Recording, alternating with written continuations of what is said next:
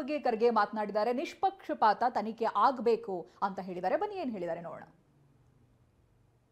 Bomb blast ಈಗಾಗಲೇ ನಾವು ಕೇಳಿದ್ದೇವೆ.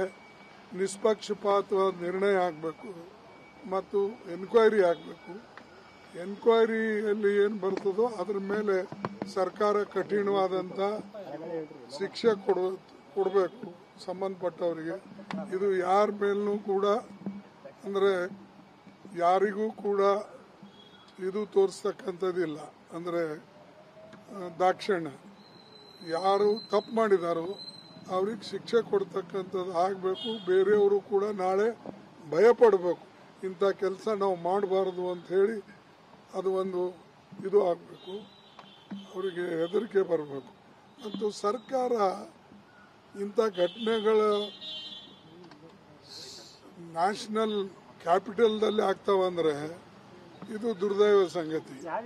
ಯಾಕಂದ್ರೆ ನ್ಯಾಷನಲ್ ಕ್ಯಾಪಿಟಲ್ ಅಲ್ಲಿ ನಿಮ್ಮ ಹತ್ರ ಇಂಟೆಲಿಜೆನ್ಸ್ ಇರ್ತದೆ, ನಿಮ್ಮ ಹತ್ರ IB ಇರ್ತದೆ, ನಿಮ್ಮಲ್ಲಿ CBI ಇರ್ತದೆ, ನಿಮ್ಮಲ್ಲಿ ಬೇರೆ ಬೇರೆ ಏಜೆನ್ಸಿಗಳಿರ್ತವೆ. ಅದಕ್ಕಾಗಿ ಬೇರೆ ಏಜೆನ್ಸಿಗಳು ಅಲ್ಲಿದ್ದರೂ ಕೂಡ ಸರ್ಕಾರ ಅದು ವಿಫಲವಾಗಿದೆ ಇದರಲ್ಲಿ. ಆದರೂ ನಾವು ಸಂಪೂರ್ಣವಾಗಿ ಅದರ ಮಾಹಿತಿ ಬಂದ ಮೇಲೆ ಈಗಂತೂ ನ್ಯಾಷನಲ್ ಸೆಕ್ಯೂರಿಟಿ ಏಜೆನ್ಸಿಗೆ ಒಪ್ಪಿಸಿದ್ದಾರೆ.